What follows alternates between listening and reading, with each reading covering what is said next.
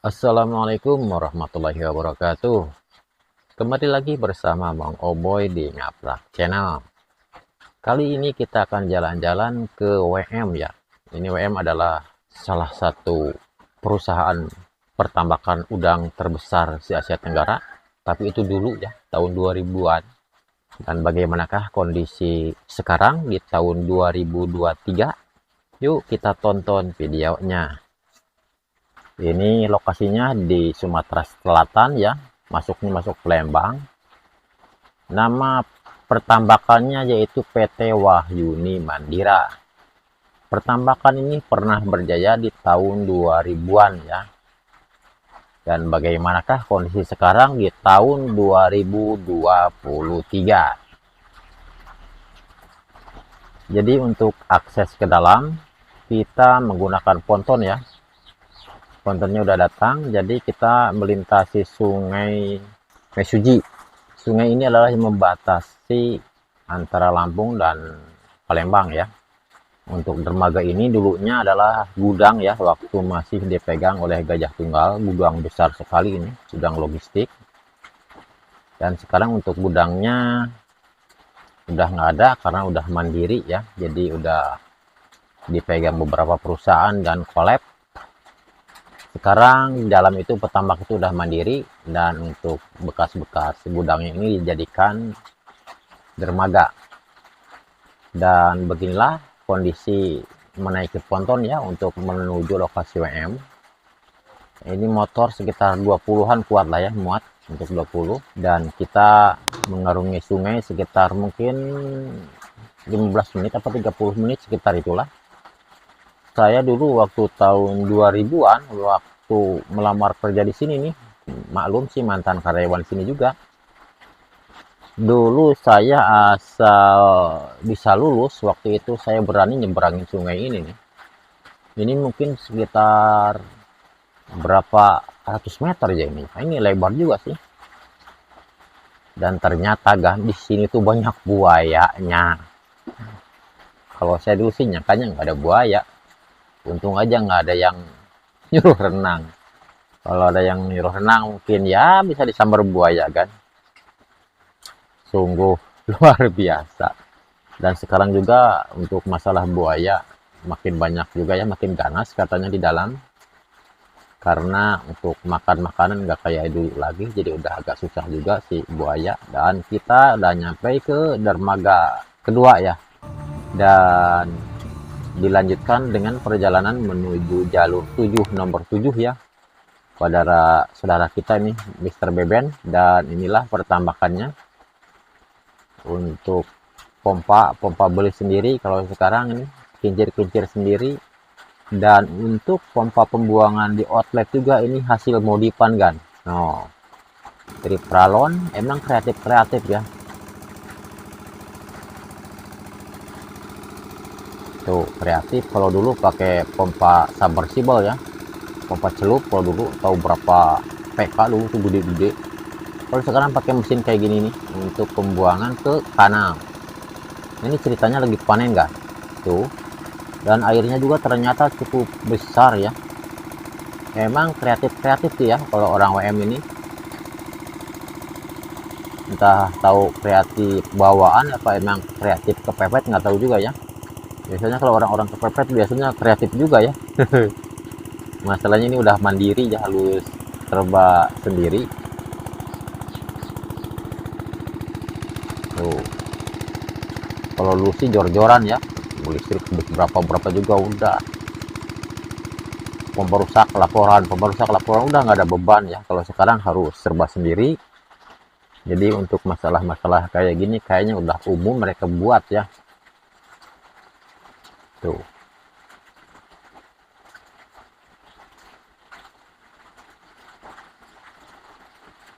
Saya juga terheran-heran ini kok bisa ya mereka pada bikin kayak gini, ternyata katanya umum sih di sini bikin sendiri. Dan untuk peralatan juga banyak katanya di Impra itu cuma pakai Bossing paling cuma 25.000 ya. Jadi untuk pompa-pompa kayak gini yang ke bawah itu nggak pakai lahar. Masalahnya kalau lahar pasti dijamin nggak awet. Tapi kayak pakai bushing dia, kayak bushing. Dan kebetulan yang di jalur 7 ini, jadi posisi tambaknya itu ada di bawah kanal ya, untuk dasar tambak. Jadi mau nggak mau, kalau panen itu harus disedot terus kayak gini nih. Mau air kecil, air gede, tetap aja disedot.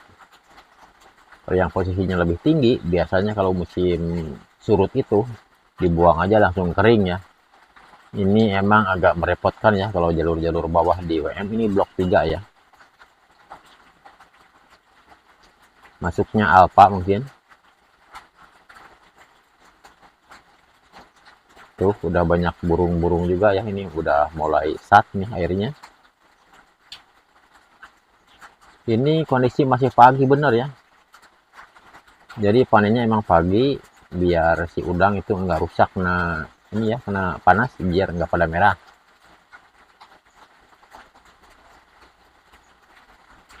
Untuk tambaknya sendiri 25 kali 25 ya. Untuk perumah itu ada dua tambak biasanya.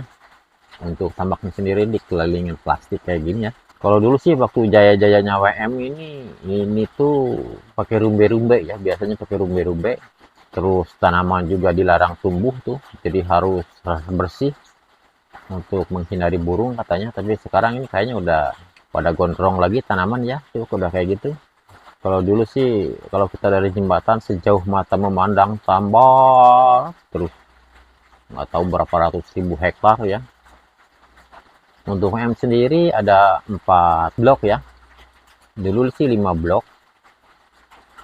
Jadi blok 1, blok 2, blok 3, blok 4, blok 5. Blok 5 dibikin tambak dulu belum jadi, udah keburu bangkrut ya.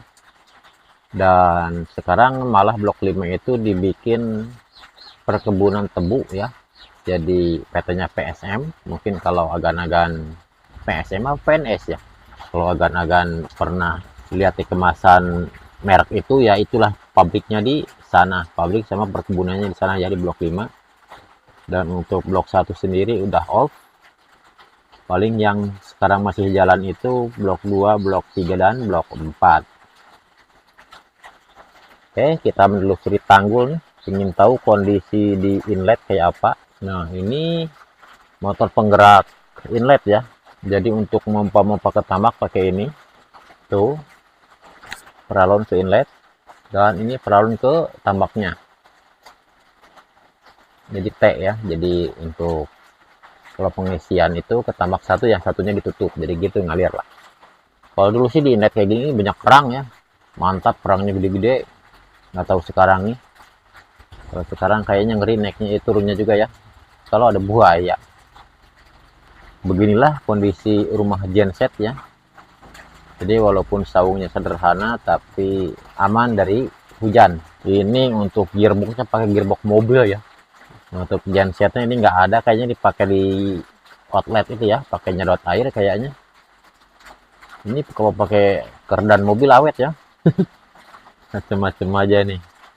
Super kreatif memang ini kawan-kawan kita ini. Posisi tambaknya kayak gini ya.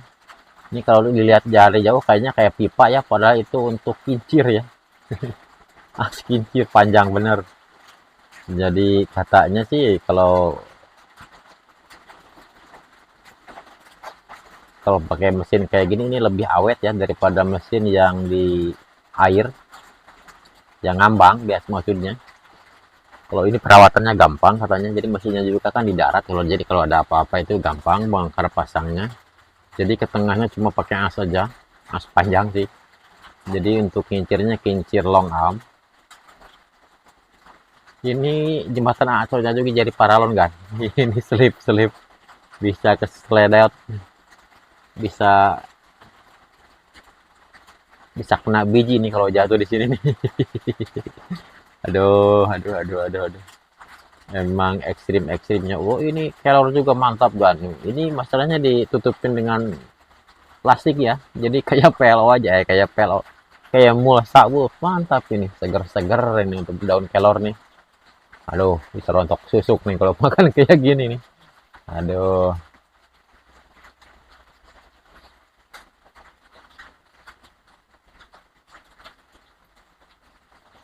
Tuh, ini untuk air pendingin ya.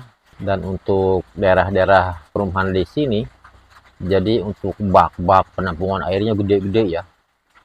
Jadi kalau dulu sih tahun 2000-an yang jadi andalan sih air hujan ya. Walaupun sebenarnya air keran juga ada, tapi biasanya agak-agak merah.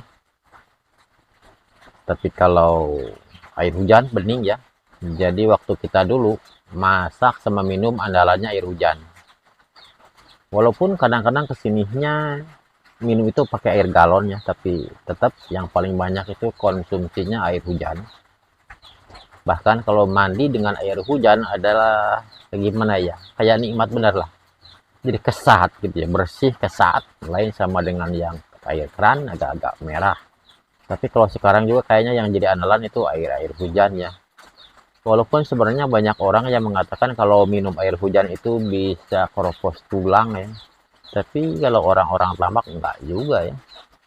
Memang kalau air hujannya nggak ada mineralnya ya, tapi makanannya kan bergizi. Udang ikan.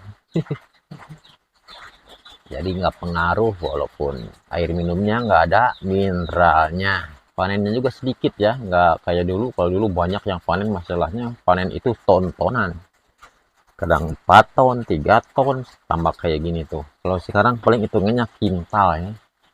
Jadi cuma royongan warga aja ya, yang panen tuh.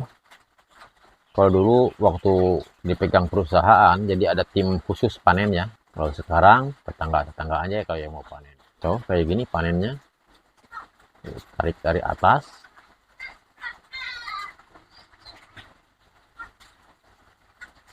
Ditutupin biar nggak pada loncat nih. Aduh. Jadi ceritanya kita jalan-jalan ini ke sini karena ada yang panen aja nih. Jadi udah lama sih pingin makan udang yang gratis lah. Biasanya kan makanan yang paling enak itu makanan gratis ya. Di sinilah kita mau makan udang gratis. Biasanya sekenyang-kenyangnya ya kalau di kawan ini. Ya.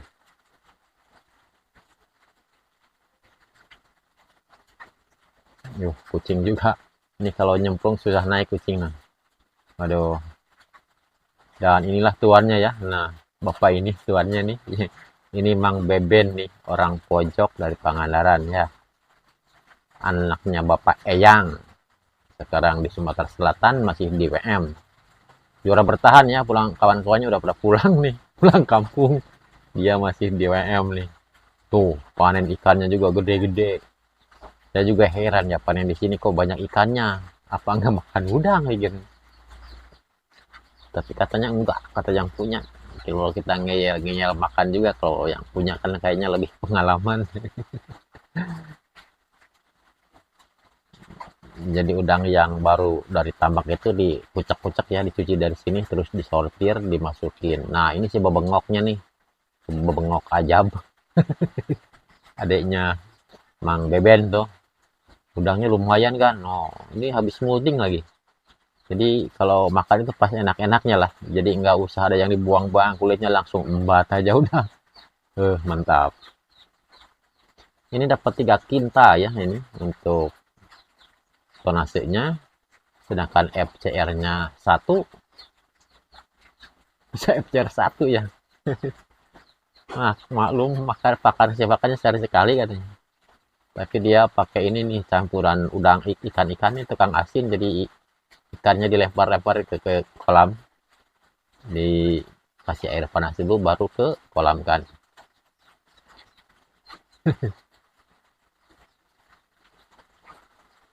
Jadi untuk panen kali ini alhamdulillah udah untung ya, mungkin sekitar 17 juta lah. Pas panen harganya lagi murah sih, tapi kalau besoknya katanya mahal sih. Tapi sekarang tanggung, udah berpenyakit. Takutnya kalau nunggu besok ya sama hancur ini udang, sama banyak mati. Jadi mau nggak mau ya dipanen sekarang, walaupun harganya kurang tinggi ya, alias murah. Oke, mudah-mudahan video ini bermanfaat. Silahkan subscribe yang belum subscribe dan tekan loncengnya. Dan selamat menonton video berikutnya. Assalamualaikum warahmatullahi wabarakatuh.